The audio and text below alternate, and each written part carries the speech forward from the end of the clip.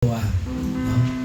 Usa ka dakong opportunity para nato kay kung yung bitaw tag mga sumulunod sa kingdom sa Ginoo, dili lang Pinoy ang mga manununod, kundi mga Korean po.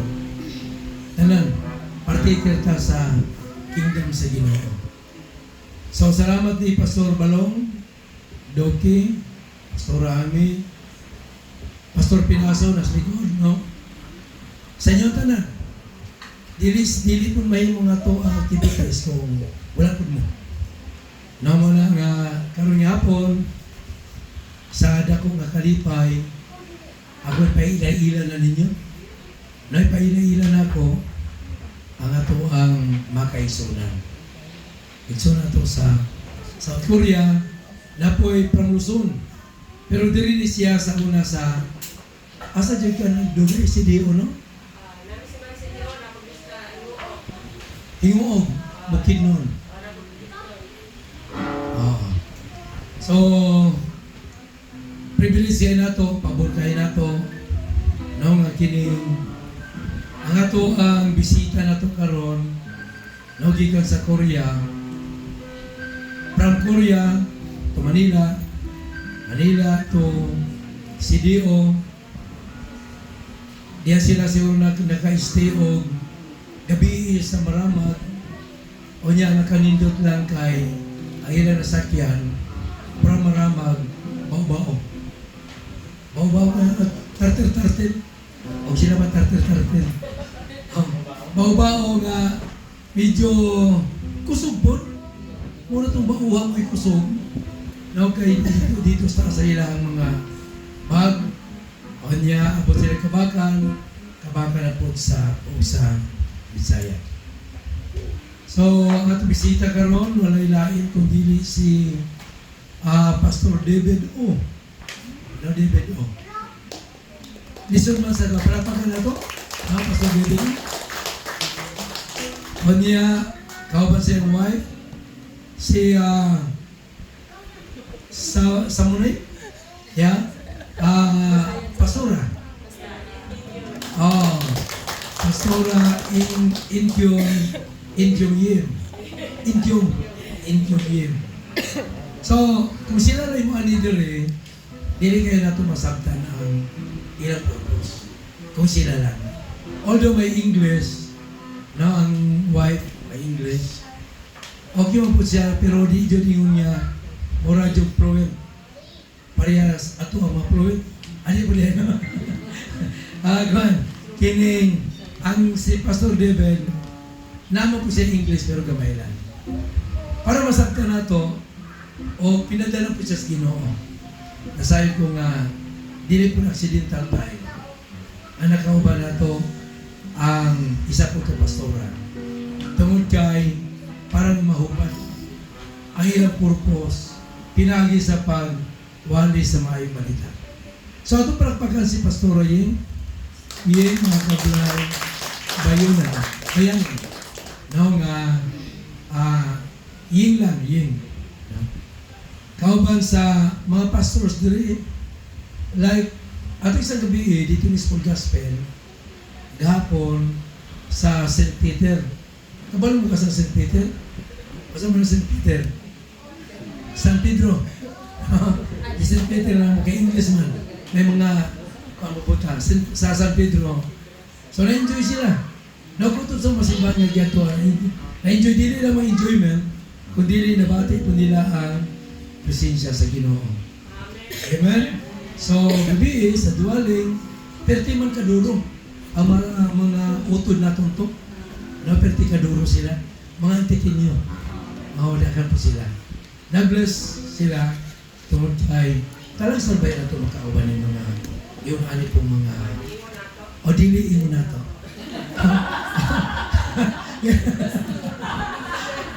Pero may ito, dili mo na ito, pero kailan, no? Pero dili mo na ito, kaya we are Filipino. Sa Filipino ta. O niya, gapo, ganiha, sa Bidarica, na bati ko na presensya sa Ginoo, karon na po diri, kanyang gabi, katapusan, kay ugma sa'yo, wala ka na sila. So, salamat, Pastor Raying, sa CDO. Basta masugod na ito, Pastor. Kaya si Pastor Raying, unya na lang, no? Pastor Raying sa kuhan. Siguro, ato yatan sa atong leader, si Mama Ami, Pastor Ami.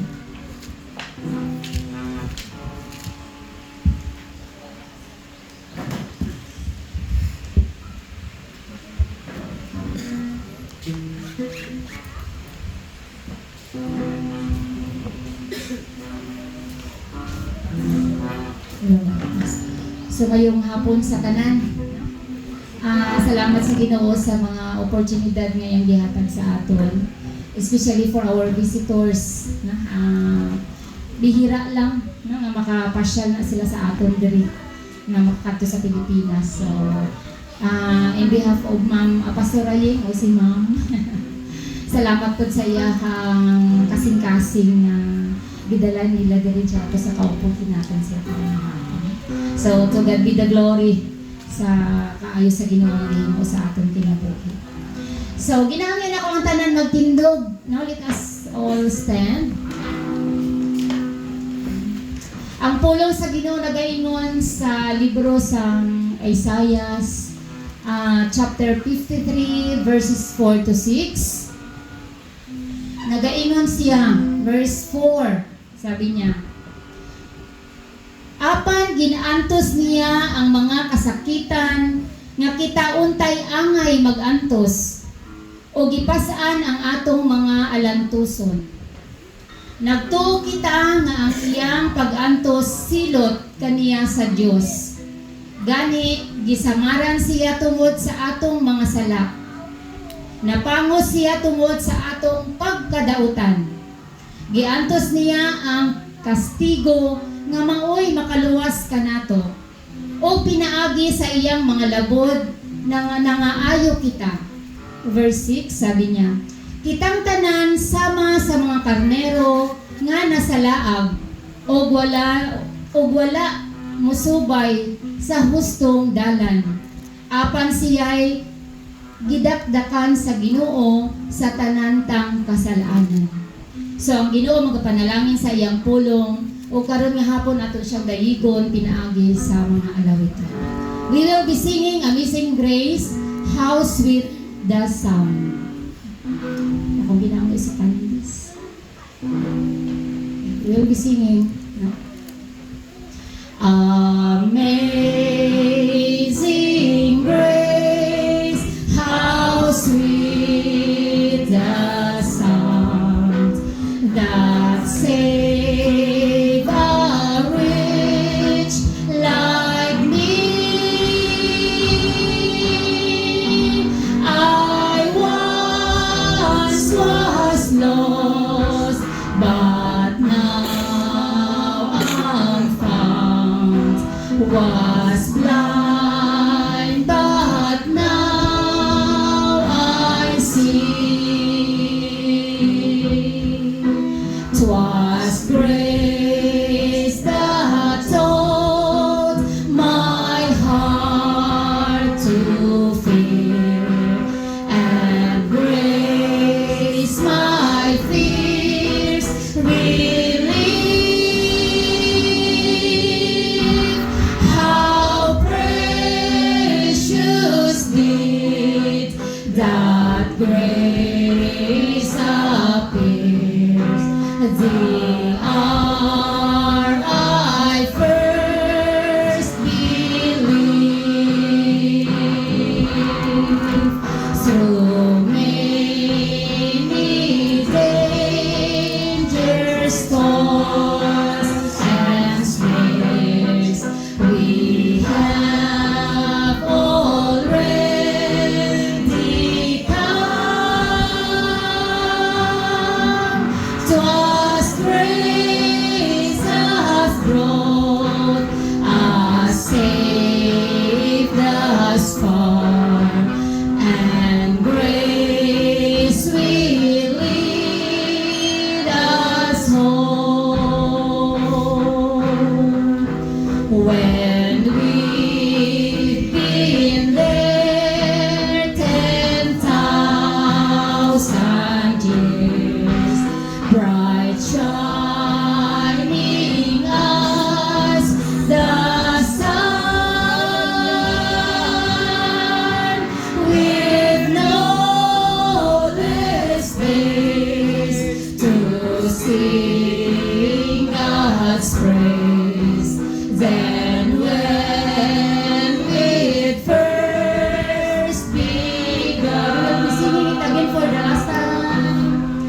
When we've been there 10,000 years, bright shining as the sun, with no less days to sing God's praise than when we first began. Amen. So to God be the glory. The Lord is gracious. The Lord is merciful sa atong kinabuhi. So this time, let us pause for a moment in prayer.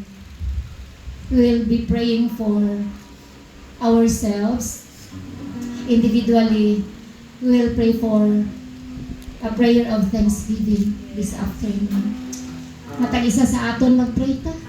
Pasalamat sa Ginoo. Kung anong gusto nimo nga pasalamatan sa Ginoo. Yes. Yes, God, salamat. Lord, how great Thou art. You are to be worthy to be praised, O God, this afternoon. Lord, salamat yun sa imong grasya. Salamat, Lord, sa among mga visitors karon ni hapon. Especially, Lord, sa mga members na naiakaroon din karong kahaponan. Tungod, Lord, na agad kay dakong himuon sa matag isa sa among kinabuhi. Thank you, O God. Thank you for that. Yes, we will be singing How Great Thou Art dira sa Ginoo. Yes, thank you, Lord. Salamat.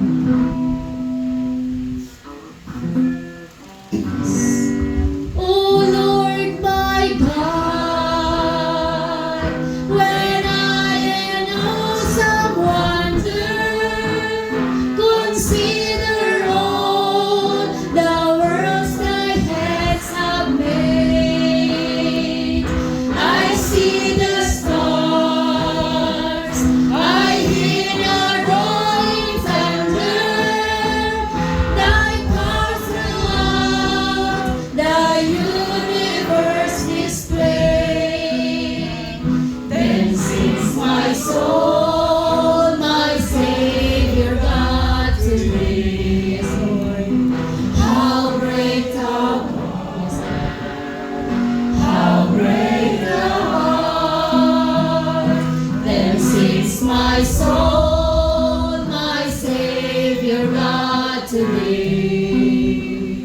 How great Thou art. How great Thou art. We sing it again. Then sings my soul. Then sings my soul, my Savior God to me. How great Thou art. How great Thou art. Then sings my soul, my Savior God to me. How great Thou art.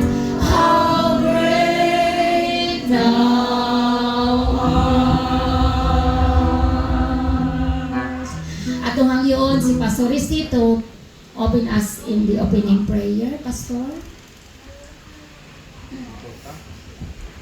Dalay ko magmahigmaw nga Diyos tayo sa mga mabuti, you know? Salamat, Lord, sa mga butang at himo nimo panampo. Salamat, Lord, nga imo kami gidala karon diri Ginoo. Especially, Lord God, sa pagpamainaw sa mga pulong. Salamat, Ginoo, sa bisita, Lord, nga imo gidala Ginoo kung kay una kay dako nga buhaton Ginoo para kanang. Ang amon laman, Lord God, ang among kasing una aplihan na gidamo, Lord. Aron madawat na mo kini Ginoo ang imong nga mensahe. I-bless kami karon, Lord God, di nga kapunanon sa matag usa nga nang kanamo Ginoo. Lord nga nahiuyon diha kanimo. Gani Ginoong Dios, i-bless kami tanan hantod mahuman kini nga bulwaton. O Ginoong Dios, dili kayo mga uli Ginoo nga wala kami dala Ginoo. Gani Lord God, plihi ang imong tampuanan sa langit Ginoo ug ipadagaya kanamo ang mga blessing nga karon. Sa pangalan ni Jesus. Amen. Amen. So magalingkod ang tanan kauban ang presensya sa Ginoo. So before ta mag-ato sa atong speaker, sino mag-introduce, Pastor? si Mamyeng magid ang nakaibalo. Mamyeng atong ihatag ang panahon karong hapon sa ato ang magwawali karong nga hapon. So di sila di po na sila makapagwali karong wala pa si Mamyeng. So akong ihatag ang panahon ko.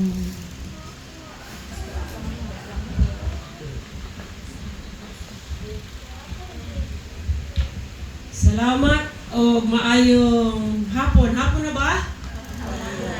Ugnaw ang iyong dapit kay napalibutan sa mga tawag dito, mga kahoy. O garamdaman na mo nga bugnaw sa inyong mga kasing-kasing.